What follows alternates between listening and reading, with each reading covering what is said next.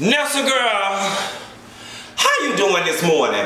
You know, I gotta say that this morning was kind of rough for me. I guess I drank too much wine last night, but baby, I couldn't even find the motivation to get out of bed.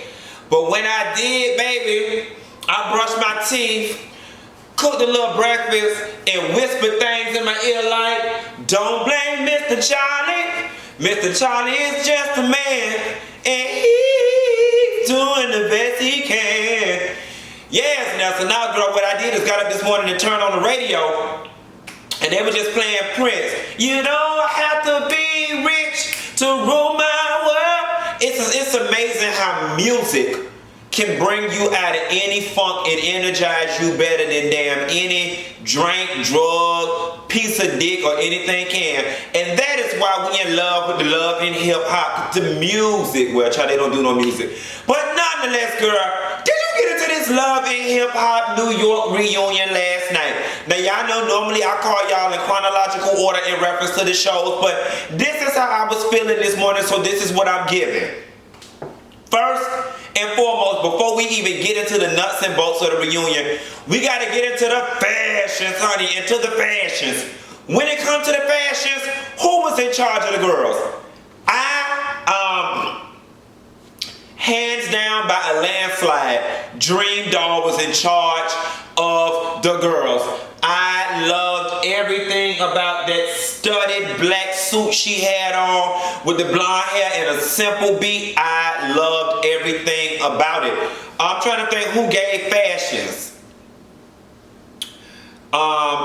Bri, by all means, was the dumbest looking bitch on the stage. First and foremost, you too old for the knockoff Nicki Minaj season 1 aesthetic that you was giving. Remy got her ass together and was like such and such and such and such. When I first came out, when I was wearing blue hair, you know, Remy, I didn't understand that Catholic school nun/slutty school girl situation she had on. Was it a skirt with a baggy sweater? Was it originally supposed to be baggy? Did she throw the bra? I saw her, she was trying to go with it, but they just didn't get there. Now, I don't know this to be fact, but I probably think it's some of that Dapper Dan for Gucci. Not Safari. Papoose looked very nice in his, and Remy's didn't look bad, just the look wasn't executed to the fullest in my opinion. Mariah Lynn, for some reason, is non-memorable. Safari looked good. Juju looked very nice, as always. The yellow was cute and it stood out. There just was no synergy amongst the cast. See, what I do like about some of the Bravo shows is you can tell that they give them some sort of gradient by which to go by. Y'all all have to wear jewel tones, so on and so forth. Like Love and Hip Hop, them hoes be all over the board. But anyway, that's enough about them hoes fashions. Let's just get into what was going on with this thing.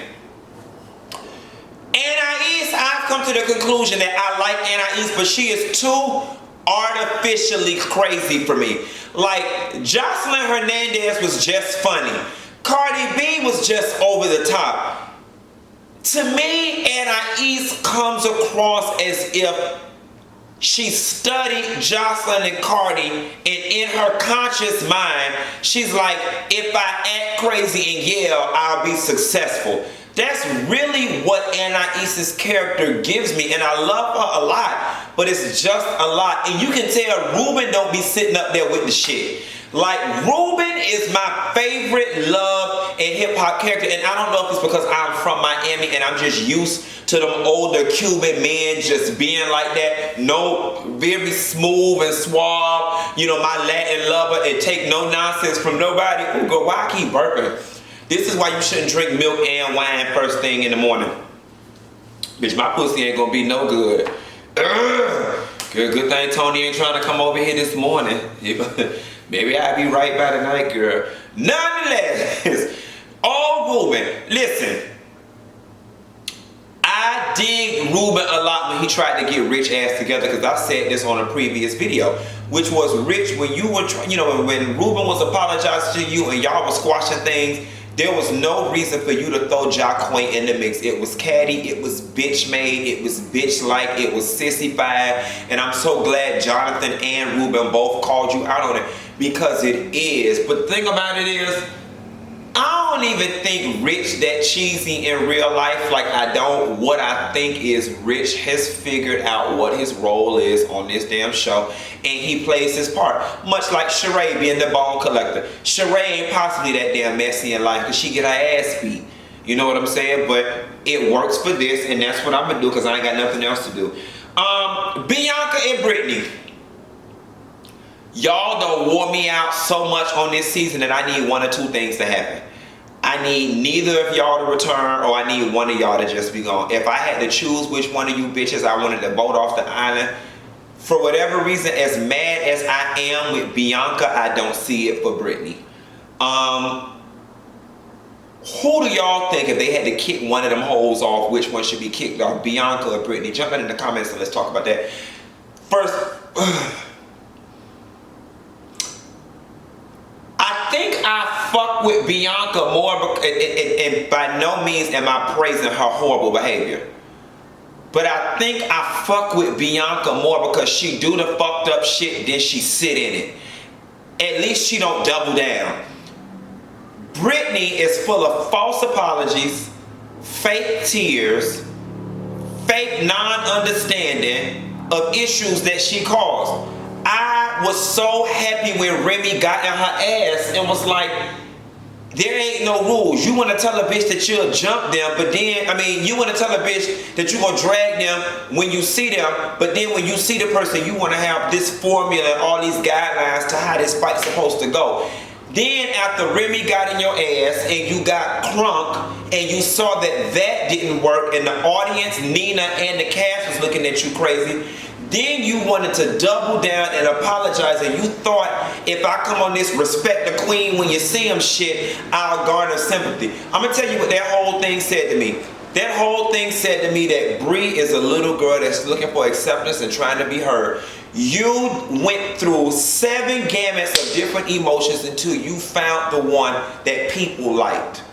Which says to me that you ain't even operating in your authentic self. You doing what it is you think that's going to get you credibility and love with the people that you roll with. And baby, I'm here to let you know, if you continue down that path, you are on the road to disaster. Mariah Lynn's evolution. You know, your little speech about evolution was cute and it took you to lose something you and Dream Doll both, but I'm going to need you to evolve more to shutting the fuck up, okay? You was real extra on this reunion, times when they wasn't even talking to you. You was trying to be the comedic relief and jump in and be the comic relief. And I get it, you know, listen, Mona has got some sick, twisted psychology on you bitches. And it's been instilled in y'all that if you don't cut up and steal the scene, your ass might not return for next season. And I totally get it. From Mariah Lynn's perspective, I feel like what was going on in her mind was, oh shit, I haven't talked for 60 seconds. I haven't talked for 3 minutes. Let me say something so the attention can get back on me. And speaking of attention, I love Snoop as a person. I think she's great. I would love to hang out with her. I don't understand why the fuck she's there. I don't understand why the fuck Snoop name even come on in the opening credits. Hats off to her agent, her manager, her people for great negotiations. But even with that, when Snoop got into it with James R., I wasn't even really understanding how that got that far, because it was like, Snoop, you offered nothing to the season at all this season. So again, Snoop was giving me a little, ooh bitch, let me keep this TV check coming, so let me be extra and talk and carry on, because I didn't understand. Shit, speaking of Snoop, Mona, this thing had so many damn people on it this season that I forgot all these people was even on this damn thing. Navarro with his fine ass, Ashley and the sister, Carl, Lil Mo, Snoop. Honestly, by the end of Judy, by the end of the damn season, I forgot that all them was even on it. And bitch, Judy, 3 people. She Judy, Mendeecees' mama, and then she Donkey Kong with a wig. Yes, God, honey, y'all saw how Judy squoze all that big ass. She had big back ass and big stomach ass and squoze it all in that Tony Braxton Unbreak My Heart. Mama had on her new red matte lipstick. See my wine kicking in then. Now, had on an old nasty blonde, bitch. Old nasty blonde wig sitting up there with that plaster on her face. That cake batter number 7. Judy had it on there. The only thing Judy was missing was one of the prima donna waist trainers. See, this is my thing, Judy. You in the Love and Hip Hop family. If you ain't gonna get the surgery, you got to get the trainer. I'm gonna need you to train your waist next time when you try to jam and squoze all that damn body in that dress, okay? Break my heart. Say you won't wear it again. Yes. Come on, Judy. Judy said, baby, that man might have been the player, but she the coach. That's that old puss, baby. Let me tell you something. My old pussy got all the wisdom. I was earning my man while I was learning my man. Shit, Judy said she was fucking her man while she was playing her man. Then sent that bitch back to his bitch. Yes, God. And she said, bitch, I'm living with a man too, the man upstairs. I love an old woman who could just own her shit. Judy said, bitch, I got 8 kids and a whole bunch of gray hair on my puss. Bitch, I like to fuck. What's tea? I'm with you, sis. Yandy canceling her business relationship with Bianca. It was a very smart thing to do, and I think until Bianca loses a lot of opportunities, she's not gonna get it. I guess I have a hard time understanding Bianca and Bri both, because I have never been that immature to the point where I cut off my nose to spite my face. Now, don't get me wrong, I have done some things in a fit of rage. I have done some, had some emotional outbursts, but I've learned from them quickly. I just don't understand how these girls keep making the same mistakes. And granted, I don't have all the facts, but I really feel like they need to change the company they keep, because you're being positively rewarded by bitches who ain't got much to lose or equally as much to lose as you do, and you're looking at them, your family, your inner circle, for emotional support and for confirmation of your actions, and they're giving it to you, but it's all for the wrong things. Like, y'all need to fix y'all life before y'all fuck up y'all careers. Jonathan and Trent. Jonathan, you got to be more careful. And I'm going to tell you something. I'm going to save this for another video, but the Jonathan and the Trent situation, and the Quan and the Dr. G situation, and some of the other relationships that we see on reality TV, they've got my mind churning about getting in relationships with people. And where my thought process is that you have got to be real with yourself, your background, your aesthetic, your self-esteem. I told y'all in an earlier video, we all have a league. And when somebody steps to you and you find somebody to date that falls so far out of the range of what you used to date, you have to sit back and ask yourself a question. You got to be real. You got to say, I normally don't pull this kind of person. I normally don't pull. This is normally a league or two above me. So why does this person want me? And I know that sound like some low self-esteem ass shit, and it sound like some I don't think I'm worthy type shit, but it's real. If you've been dating a whole bunch of Richards and now you get a Fabio, bitch, you need to understand what this falls outside of your range of what's normal. So normally 9 times out of 10 there is a reason, an underlying reason, and that's what it was with Trent and Jonathan. And I hate the fact, I respect Trent for being honest, but I hate the fact that he got on this show and basically looked this boy in the face and was like, nigga, I was just fucking using you. The unfortunate thing is, Trent, you trying to be a boss bitch with it, and you used him and got played in the process. Because if you gonna brag on using somebody, at least use them and get something out the deal. Like, bitch, you got nothing for this other than showing us that you are a lackluster performer with minimal talent. And that's just true tea. You look good, but bitch, all the Dominican and Puerto Rican boys in New York look like you. So I'm just not really like, I don't understand what you gain other than embarrassment and being chastised and sprayed all across the United States of the TV.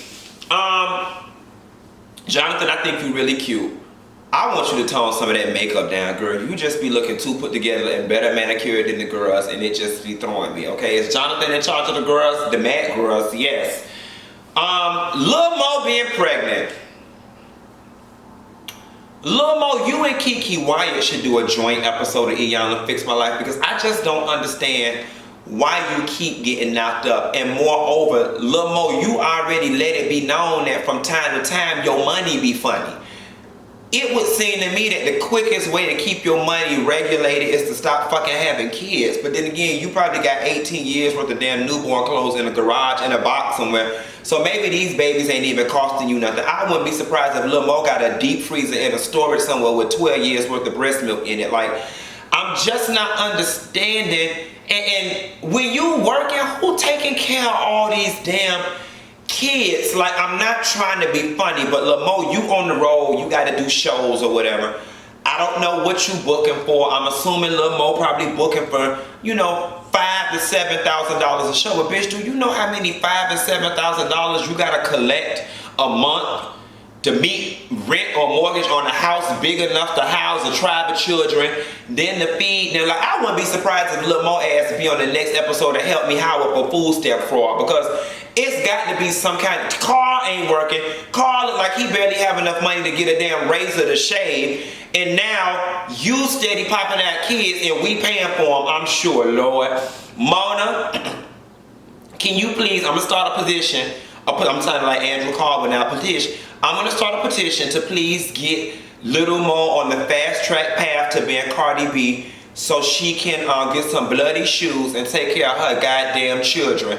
And so then I'm gonna take a separate petition for her to get her damn tubes tied, because Lil Mo, every man that you meet ain't your soulmate, and I don't understand why every man you lay up with, you gotta give him a baby. Like, you don't feel some kind of way that every 3 of your kids got a different last name, or is you giving them all your last name? Listen, I'm not even finna get into your family dynamic. This some shit that Iyanla gonna have to try to figure out or fuck up like she did Kamaya Mobley. But nonetheless, Lil Mo, keep your legs closed to single men, married men, handicapped men, stupid men, white men, black men, gay men, and every trans man and every other kind of man, because it's just like...